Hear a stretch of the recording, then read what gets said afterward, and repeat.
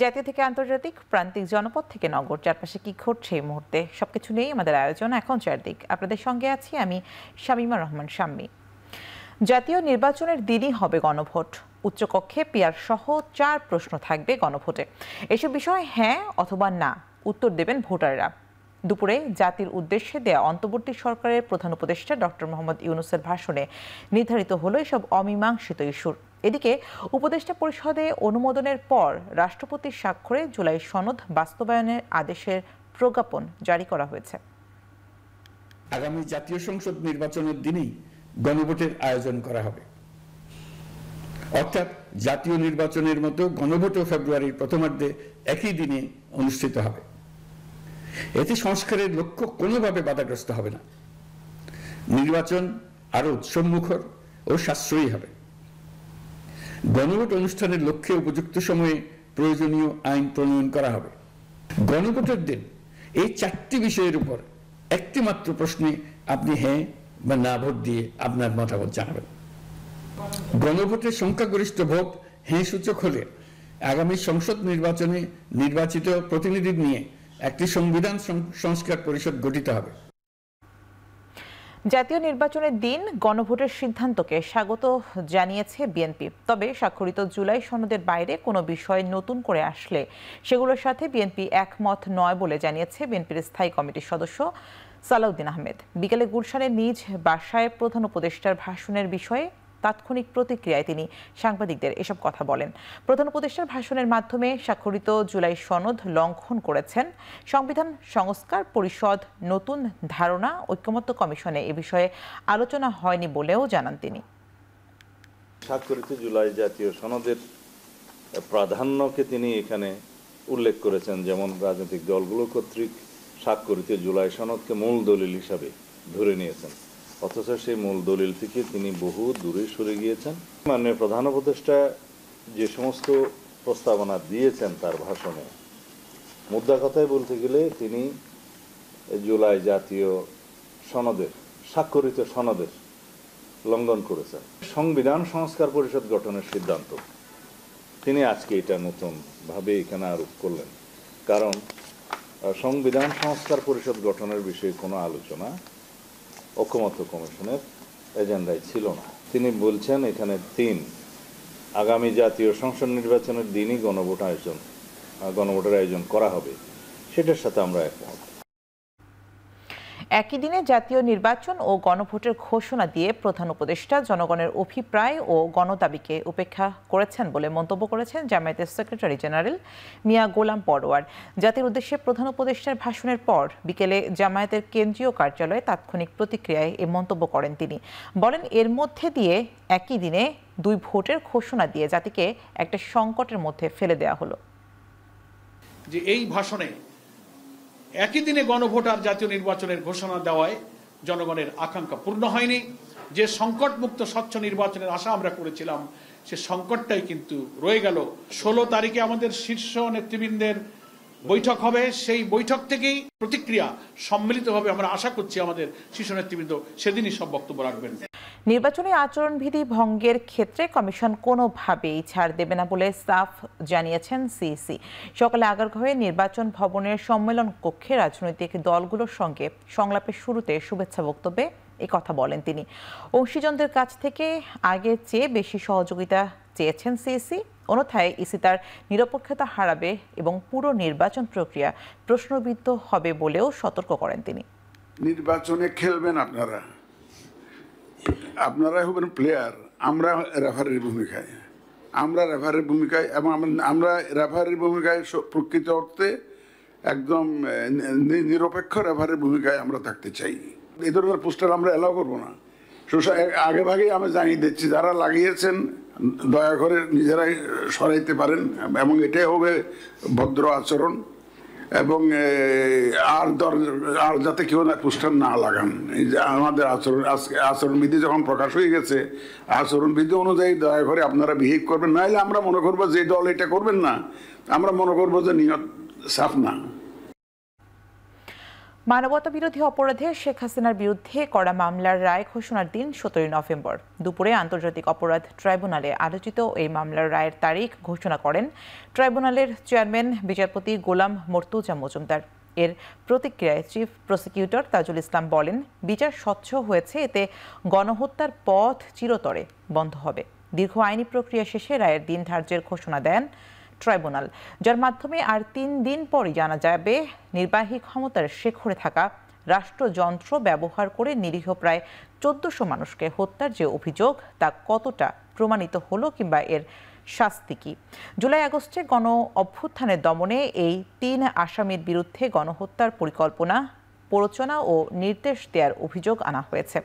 এর মধ্যে রয়েছে 14 জুলাই গণভবনের সংবাদ সম্মেলনে ছাত্র জনতাকে রাজাকারের নাতিপুতি বা রাজাকারের বাচ্চা বলা, হেলিকপ্টারে থেকে গুলি ও মরণঘাতী গুলির নির্দেশনা, টেলিফোনে কথোপকথন, চাংখারপুলে হত্যাকাণ্ড, সাভারে গুলি করে লাশ পুড়িয়ে দেয়া এবং রংপুরে আবু সাইদকে খুব কাছ থেকে গুলি করার ঘটনাগুলো। 17 নভেম্বর আদালত তার সুবিবেচনা, তার প্রজ্ঞা প্রয়োগ করবেন এবং এই জাতির যে বিচারের জন্য আকাঙ্ক্ষা, যে তৃষ্ণা, সেটার প্রতি তারা সুবিচার করবেন এবং একটি সঠিক রায়ের মাধ্যমে বাংলাদেশে সংগঠিত মানবতা বিরোধী অপরাধের একটা ইতি ঘটাবেন এবং ভবিষ্যতের জন্য এই রায়টি ইনশাআল্লাহ দৃষ্টান্ত হয়ে থাকবে, তেমন একটি রায় আমরা প্রত্যাশা করছি। সরাসরি যদি কেউ বিচার প্রক্রিয়াকে বানচালের জন্য কোনো হুমকি দেন, কোনো কার্যক্রম করেন, ডেফিনেটলি সেটা আদালতের প্রতি, আদালতের প্রসেস, আদালতের প্রক্রিয়াকে বাধাগ্রস্ত করার শামিল হবে। জেরার প্রেক্ষাপটে বিভিন্ন সময়ে বিভিন্ন সাক্ষীদের কাছ থেকে আমি বিভিন্ন রকমের গুরুত্বপূর্ণ বেশ কিছু তথ্য সাক্ষীর মাধ্যমে আনতে সক্ষম হয়েছি। সব কিছু মিলিয়ে দালিলিক সাক্ষ্য সেসব জায়গায় আমি কন্ট্রোভার্সি ক্রিয়েট করার চেষ্টা করেছি এবং বিভিন্ন সময় দালিলিক সাক্ষীর উপরেও কন্ট্রোভার্সি ক্রিয়েট হয়েছে বলে আমি বিশ্বাস করি। সব কিছু মিলিয়ে আমি বিশ্বাস করি আমার আসামিদ্বয় খালাস পাবে। কার্যক্রম নিষিদ্ধ আওয়ামী লীগের লকডাউন কর্মসূচির প্রতিবাদে রাজধানী রূপ নেয় প্রতিরোধ আর বিক্ষোভের নগরীতে। পূর্ব ঘোষিত কর্মসূচি পালনে রাজপথে আওয়ামী লীগের দেখা না মিললেও নগরীর বিভিন্ন সড়কে বিক্ষোভ মিছিল ও সমাবেশ করে জামায়াত, ছাত্র শিবির সহ বিভিন্ন সংগঠন। এসব সমাবেশ থেকে নাশকতার বিরুদ্ধে হুঁশিয়ারি উচ্চারণ করে প্রতিবাদকারীরা বলেন, ফ্যাসিবাদী সংগঠন আওয়ামী লীগকে প্রত্যাখ্যান করেছে জনগণ। সকালে ঢাকা কলেজ গেট থেকে বিক্ষোভ মিছিল বের করে ছাত্র শিবির। পরে রাজু ভাস্কর্যে সংক্ষিপ্ত সমাবেশে শিবির নেতারা কার্যক্রম নিষিদ্ধ আওয়ামী লীগের বিচার প্রক্রিয়ার ধীরগতির অভিযোগ করেন। এদিন রাজধানীর অন্যতম প্রবেশপথ গাবতলীতে মহড়া দেয় জামায়াত শিবিরের নেতাকর্মীরা। পাশাপাশি বাস ও টার্মিনালেও অবস্থান নিতে দেখা যায় তাদের। মিরপুর 10-এ গোল চত্বরে অবস্থান কর্মসূচি পালন করেন স্থানীয় জামায়াত শিবির নেতাকর্মীরা। দুপুরে শহীদ আবরার ফাহাদ এভিনিউয়ে আওয়ামী লীগের পরিত্যক্ত কেন্দ্রীয় কার্যালয় অভিমুখে বিক্ষোভ মিছিল বের করে ইনকলাব মঞ্চ। পরে বিক্ষুব্ধরা আগুন জ্বালিয়ে ভবনের দেয়ালে থাকা বঙ্গবন্ধু ও অন্যান্য মুরাল ভাঙচুর করে।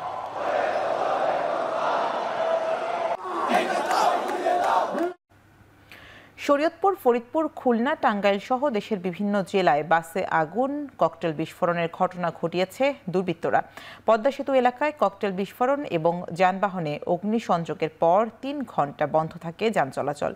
এদিকে ফরিদপুরের ভাঙায় কয়েকটি স্থানে গাছের গুঁড়ি ফেলে সড়ক অবরোধ করে নিষিদ্ধ সংগঠন ছাত্রলীগের নেতাকর্মীরা। বিভিন্ন স্থানে নাশকতার চেষ্টাকালে নিষিদ্ধ ছাত্রলীগ ও কার্যক্রম নিষিদ্ধ স্বেচ্ছাসেবক লীগের নেতাকর্মীদের আটক করেছে পুলিশ। শরীয়তপুরের জাজিরায় নাওডোবা এলাকায় পদ্মা সেতুর সামনে ঢাকা ভাঙা এক্সপ্রেসওয়েতে ভোর 6টা থেকে 9টা পর্যন্ত অবরোধ করে রাখা হয়। এ সময় ককটেল বিস্ফোরণ এবং যানবাহনে অগ্নিসংযোগ করে কার্যক্রম নিষিদ্ধ আওয়ামী লীগের কর্মীরা। ফরিদপুরে দেশীয় অস্ত্র হাতে মহাসড়ক আটকে অবরোধ করে আওয়ামী লীগের নেতাকর্মীরা। এ সময় মহাসড়কে গাছের গুঁড়ি ও টায়ার জ্বালিয়ে দেশি অস্ত্রসহ বিক্ষোভ করেন তারা। ভোর 6টা থেকে ঢাকা খুলনা মহাসড়কের ভাঙা উপজেলার অবরোধ করা হয়। এছাড়াও বিপুল পরিমাণ বোমা, ককটেল ও গান পাউডার সহ বিস্ফোরক দ্রব্য উদ্ধার করে পুলিশ। এদিকে গাজীপুরের সড়ক মহাসড়কে সকাল থেকে দূরপাল্লা সহ বিভিন্ন যানবাহনের সংখ্যা ছিল কম। সড়কের পাশে সতর্ক অবস্থানে দেখা যায় বিএনপি ও অঙ্গ সহযোগী সংগঠনের নেতাকর্মীদের।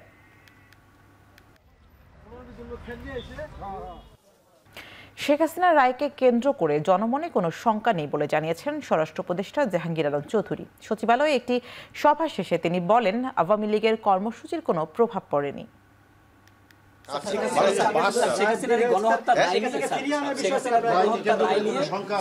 না না না, কোনো শঙ্কা নাই, আল্লাহ দিলে কোনো শঙ্কা নাই।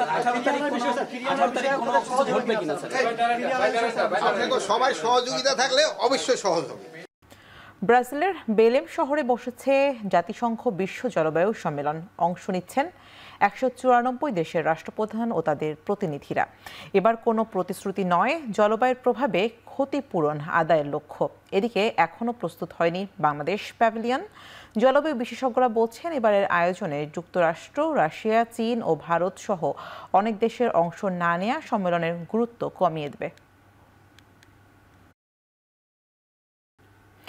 বাংলাদেশ নেপাল ম্যাচের আগে জাতীয় স্টেডিয়ামে দর্শকদের উপস্থিতির খবর জানাতে আমাদের সঙ্গে যুক্ত হচ্ছেন সহকর্মী শরীফ রওশন। রওশন, জানাবেন যে ম্যাচ ঘিরে আইন শৃঙ্খলা বাহিনী কতটুকু তৎপর রয়েছে এবং দর্শকদের উপস্থিতি কেমন?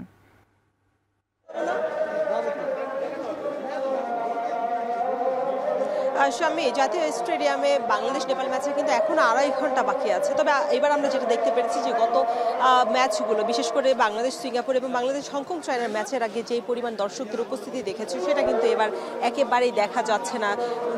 সাধারণত দুপুর 3টার সময় গেট খোলার কথা, তবে আমরা দেখছি যেই 3 নম্বর গেটটি আছে সেটা কিন্তু বেশ 15 মিনিট দেরি করেই আসলে তারা গেটটি খুলেছে দর্শকদের অনুপস্থিতির কারণে। দর্শক ছিল না বিধায়। এবং আরেকটি বিষয় জানিয়ে রাখতে চাই স্বামী, এবার কিন্তু স্ক্যান করার যে পদ্ধতি সেটা কিন্তু যে 3 নম্বর বা 4 নম্বর গেটে বিগত সময় করেছে, এবার কিন্তু ভেতরের সিস্টেমটা রাখা হয়েছে। আমরা কর্তৃপক্ষের সাথে কথা বলেছিলাম, যারা এই ম্যানেজমেন্টে কাজ করছেন, তারা বলছিলেন যে আসলে এক্সপেরিমেন্টের ব্যাপার।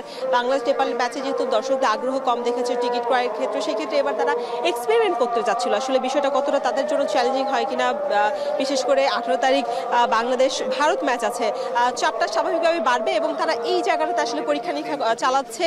আমরা বিগত সময় বাংলাদেশ হংকং ম্যাচে দেখেছি যে প্রায় 3 নম্বর গেট এবং 4 নম্বর গেটের প্রায় 1 ফিট 1 কিলো দূরত্বে কিন্তু তারা আসলে যে বাঁশ দিয়ে যে সিস্টেমটা করেছিল দর্শক প্রবেশের জন্য, এইবার কিন্তু সেটা দেখা যায়নি। বেশ ঢিলে ঢালার মধ্যেই কিন্তু দর্শকরা মাঠে প্রবেশ করতে পারছেন এবং মাঠে পানি, হেডফোন বা অন্যান্য সামগ্রী নিয়ে তাদের অনেক সময় প্রবেশের সুযোগ পাচ্ছে। আমরা আপনাদেরকে ফুটেজের মাধ্যমে দেখানোর চেষ্টা করছি। এখন কিন্তু সময় বাড়ার সাথে সাথে মাঠে দর্শক উপস্থিতি কিছুটা বাড়ছে, তবে সেই পরিমাণ যেটা বলছিলাম বাংলাদেশ হংকং বা বাংলাদেশ সিঙ্গাপুর এশিয়ান কাপ ম্যাচের সময় যেটা হয়ে থাকে, একটু বাড়তি চাপ এবং আইনশৃঙ্খলা বাহিনী বিশেষভাবে বেশ গুরুত্বের সাথে দেখে, সেইটা এবার একটু কম। এবং আমরা বেশ 4টা পর্যন্ত দেখেছি মাত্র 257 জন স্ক্যান করে মাঠের ভিতরে প্রবেশ করেছে। এবং এই যেহেতু এটা ফিফা ফ্রেন্ডলি ম্যাচ এবং বাফুফের আলাদা কোনো আয়োজনে নেই, সেক্ষেত্রে আসলে 2.5 ঘন্টা বা 3-4 ঘন্টা আগে বসে থাকারও দর্শকরা সেই আগ্রহ প্রকাশ করেনি। এই ছিল স্বামী জাতীয় স্টেডিয়াম থেকে বাংলাদেশ নেপালের সবশেষ খবর। বাংলাদেশ নেপাল ম্যাচের আগে জাতীয় স্টেডিয়ামে দর্শকদের উপস্থিতি নিয়ে আমাদেরকে জানাচ্ছিলেন সহকর্মী শরীফ রওশন। শেষ করছে এখন চারদিকের আয়োজন। এখন টেলিভিশন ওয়েবসাইটে দেখতে ভিজিট করুন www.ekhon.tv, ফেসবুকে দেখতে ভিজিট করুন facebook.com/tv.ekhon এবং ইউটিউবে দেখতে ভিজিট করুন youtube.com/c/ekhon tv।